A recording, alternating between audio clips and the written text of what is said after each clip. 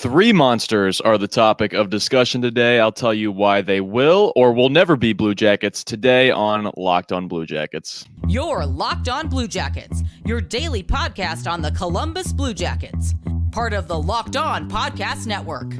Your team every day.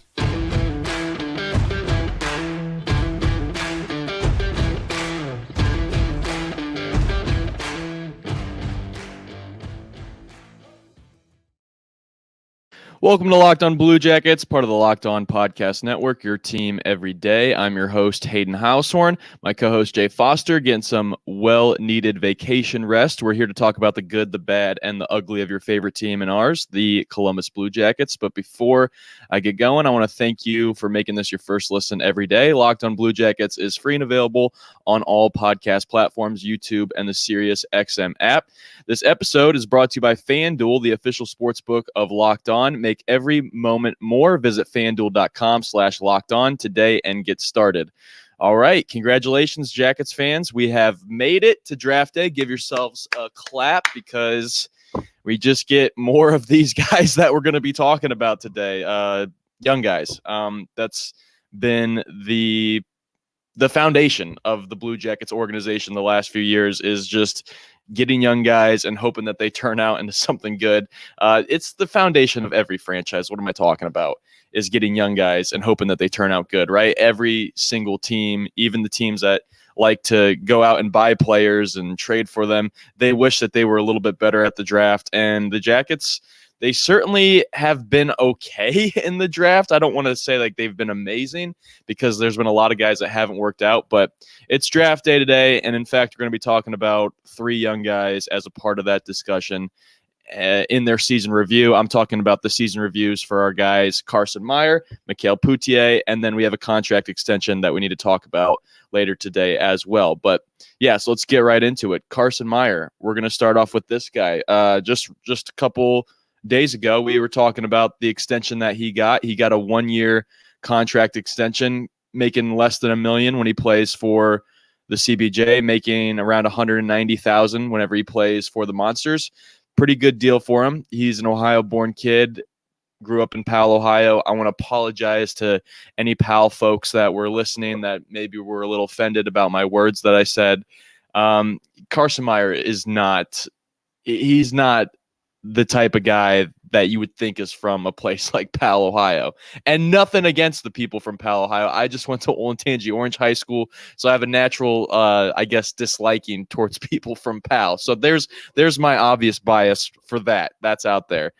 No, this guy's really, really good. Carson Meyer, I've been a big fan of his even since he was at Ohio State. I've been a big fan.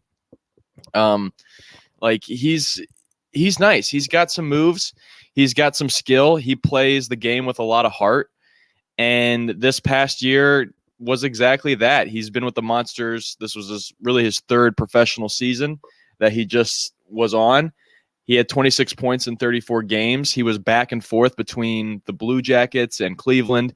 He had 1 point in 14 games with the Jackets. So that just kind of gives you an idea of how his season went. It was... Every time I see him on the ice, he looks like a guy who's playing above expectation. I don't know. I just don't expect guys to go out there and just be throwing the body around. Even though it's hockey, it's silly of me not to expect that. He's a guy that brings it. Every single shift, it seems like he's putting guys against the boards. He's driving the net hard, bumping guys on the way in, even if it's sometimes the goalie. And he gets in the dirty areas to score goals. He's a very talented player. He just has a little bit of inconsistency issues. And he only played between the Jackets and Cleveland. He only played 40 or 50 games this year. So he's clearly having some injury. He's clearly having some injury issues as well. That needs to get cleaned up a little bit. But this past season, I thought he did a good job. I thought he grew a little bit. I thought he took a good stride towards becoming a full-time pro in the NHL, which Blue Jackets fans want him to be one day. It's going to be really, really tough because, as we talk about on this program all the time, the winger position is absolutely stacked for the Jackets. But I would love to see a guy like Carson Meyer be up and down again this year and even maybe be full-time as long as he can be. Like he's good. He's got some things he needs to work on. A big thing for me is that he disappears kind of at the end of the season, where he's not producing points. If you look at the last 9 games of last year, it's nothing when he was up in Cleveland. I don't know where he goes in these games. I assume that he's still playing his hard physical way because that doesn't show up on the stat sheet. But at the same time, is the hard physical play sometimes preventing you from exploring what you can do on offense? Or is playing a whole year of being the guy that's going to put someone up against the glass, is that damaging to a point where he's tired when the end of the year comes around? He's just out of gas. I don't know. I don't even want to begin to speculate on that. I hope he just kind of cleans it up. But other than that, he's been a good player, I think. And he had a good season last year. Like I said, 26 points in 34 games with the Monsters. He was doing something. He was doing something. He's on another prove-it year, just a 1-year contract extension. He's got to keep pushing it. And God, is there anybody that is rooting for him harder than a guy like me who's an Ohio State fan? Because we have so many Michigan guys in Columbus, and I love those guys too. And honestly, when Ken Johnson puts on a Blue Jackets uniform, I don't think, oh, he played for Michigan, until he hits the Michigan on the ice. Then I'm like, okay, well, it all makes sense now. But I think Carson Meyer, and I think guys like Carson Meyer, I mean, Columbus, Ohio natives, I think there's always room for those guys on the team. And between him, Roslovic, and Sean Corrali, he's the youngest of those 3 guys right there. He's only 25 years old. Roslovic's 26 and Corrali's 30. I think there's a future with Carson Meyer in Columbus. I don't know what it looks like. I hope Mike Babcock can kind of really hone it in, whatever makes him tick. But I think he's a solid player. Just to give him a grade on how he did this past season, as we are doing season reviews, I'm just going to give him a C. Again, up and down. It was up and down. And it was hard because he physically was going up and down between Columbus and Cleveland a lot. So I'm sure it's hard to get traction when you're going between teams like that. But 14 games in the NHL and just 1 point, I would like a little bit more than that. It would even stick out to me if he had 2 points. You know what I mean? Like, okay, he's doing something every 7 games. He's doing something. And I know 14 games is not a total picture of who this guy is as a hockey player, but I'm just saying, when you're in the NHL, it's what can you do for me right now? And if he's out there on the ice and he still looks like a young guy, then that's not good when he starts to turn 26, and he starts to this contract this year is expired and he's going to need a new one at the end of the season. So it's a big prove it year for Carson Meyer. Can he be a full-time NHL player? I don't know. I don't think so. My hunch would be he can't. That's why I love the spot that he's in right now, going back and forth. And whenever he does come up to Columbus, he makes big plays. He makes big booming hits, and that really fires me up when I'm at Nationwide Arena as a Jackets fan, knowing that the Columbus, Ohio native is out there putting in the extra mile. That stuff gets me juiced. That stuff gets me going as a fan. Maybe that's just me. I'm not quite sure. We're going to move on here and talk about another guy after a pause. Before we do the season review for our guy, Mikael Pyyhtia, I want to talk about our friends at FanDuel. Listen, baseball season is in full swing, and there's no better place to get in on the action than FanDuel, America's #1 sportsbook, because right now, new customers, you get a no-sweat first bet up to $1,000. That's up to $1,000 back in bonus bets if your first bet doesn't win. Just go to FanDuel.com/lockedon to join today. I got to tell you, when gambling became legal in Ohio, sports gambling, I got FanDuel right away, and I made $200 easy on Ohio State men's basketball. Maybe you could do the same with, I don't know, a bet on the Cleveland Guardians or the Cincinnati Reds. Don't miss your chance to snag a no-sweat first bet up to $1,000 when you join FanDuel today. Just go to FanDuel.com/lockedon to sign up. FanDuel, the official partner of Major League Baseball. I'm a Tigers fan, so I don't really gamble too much on the Tigers because they're quite bad, although they're fighting in the AL Central right now.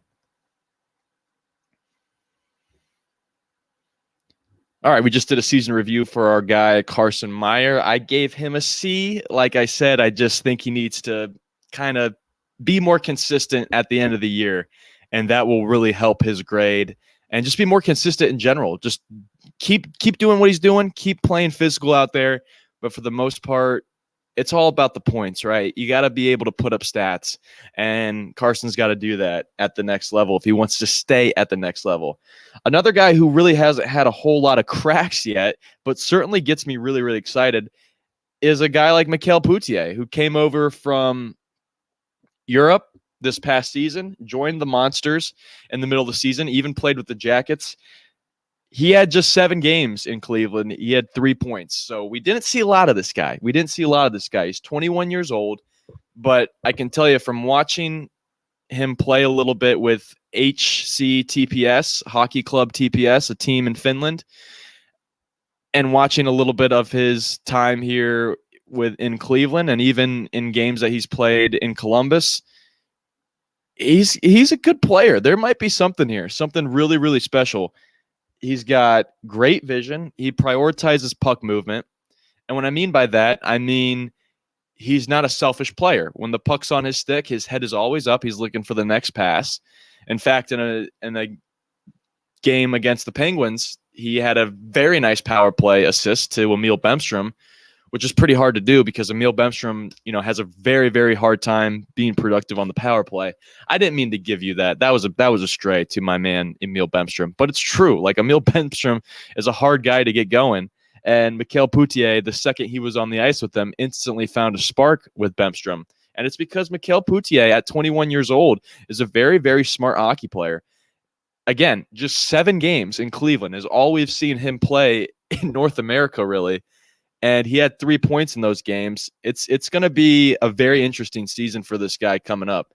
But at 6 foot, I kind of like the way that this guy's play. I like the way that this guy plays.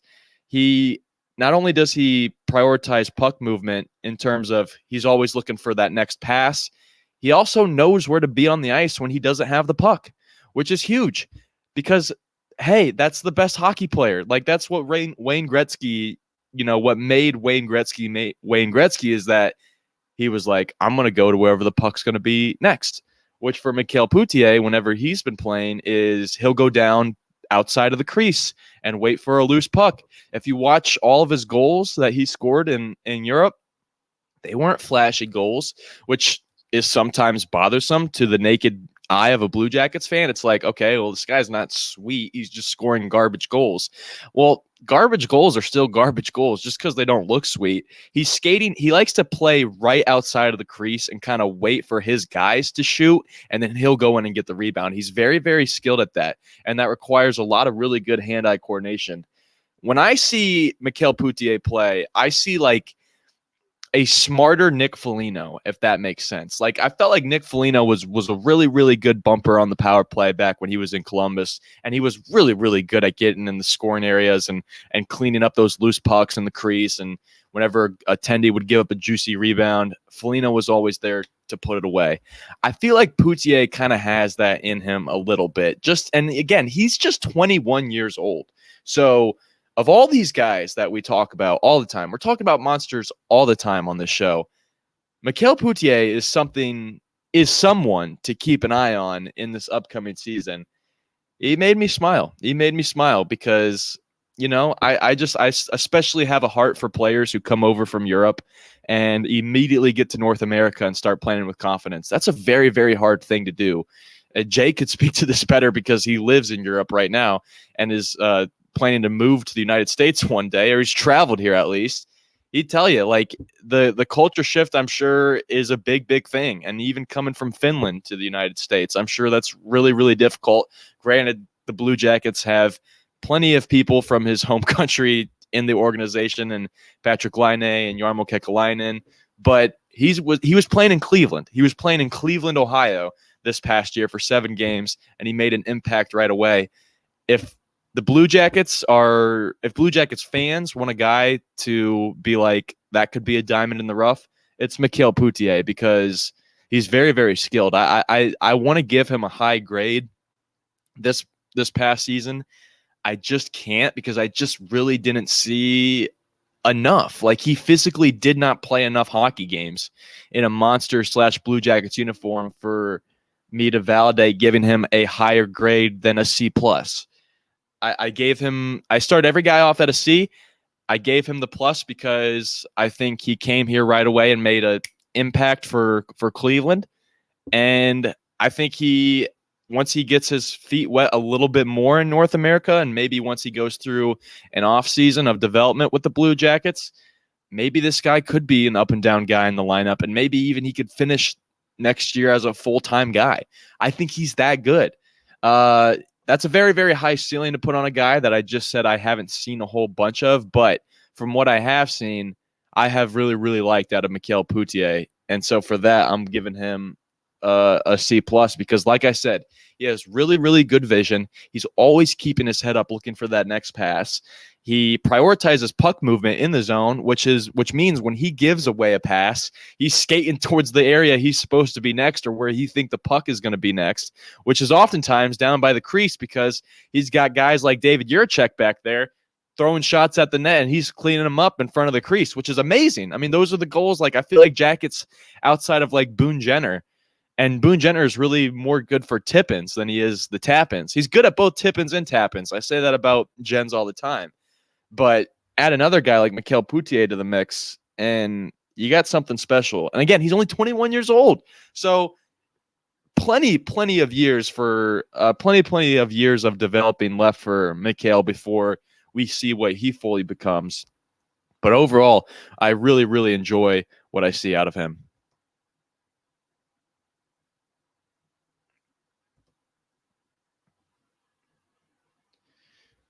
Welcome back to Locked On Blue Jackets, and we're going to wrap up this episode today talking about some exciting news for Monsters and Blue Jackets fans. More Blue Jackets fans than Monsters fans. Well, maybe Jake in Cleveland right now is pumping his fist, because this guy is going to be sticking around in the organization at least. Trey Fix Wolansky, the Blue Jackets signed him to a 2-year contract extension today. Very, very well earned from this guy. I mean, this guy absolutely earned this contract. I don't know what I'm talking about it right now, and I have not seen the number on it, but I can tell you 2 years, that's exactly what you want to see, because this guy has been nothing but grown since he joined this organization. He was phenomenal this past year in Cleveland. He was the leading point scorer for the Monsters, and he did it as an undersized winger, which sticks out to me. It sticks out to me, and it sticks out to everybody. Will it translate to the NHL? I don't know. We'll have a better idea of that this time next year, because he's going to play a whole lot of NHL games this upcoming season. I would like to believe he's very, very talented. He reminds me of a miniature Johnny Gaudreau out there. Trey Fix Wolansky, he knows how to skate with the puck too. He just can absolutely dash out there when the puck's on his stick. And he knows how to pass, and he knows how to shoot. He knows how to hit one-timers. He can score from anywhere in the zone. This guy really is the ultimate package. The only thing he really has against him is his size. And I hate to, begrudge a guy because he's small. Obviously, small players in this organization have worked out phenomenally. Cam Atkinson, and now Johnny Gaudreau, and a whole list of other players. I could go on and on, but I think there really is a future in Columbus for one Trey Fix Wolansky, and I was very, very excited to see that the Jackets locked him in for 2 years. That's totally different than 1 year, obviously. It's double the time that a guy like Carson Meyer is getting. Carson Meyer really is on a prove it deal, whereas Trey Fix Wolansky, that 2-year window is very, very nice.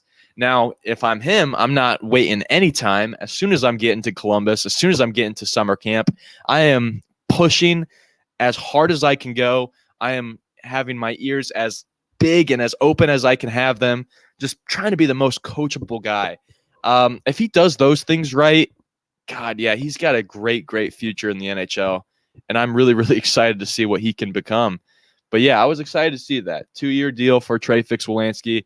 that should have any Blue Jackets fan really fired up. And what a great time to be fired up as a Blue Jackets fan, because tonight you got the NHL draft, and you're going to be figuring out who that new up-and-coming center is going to be.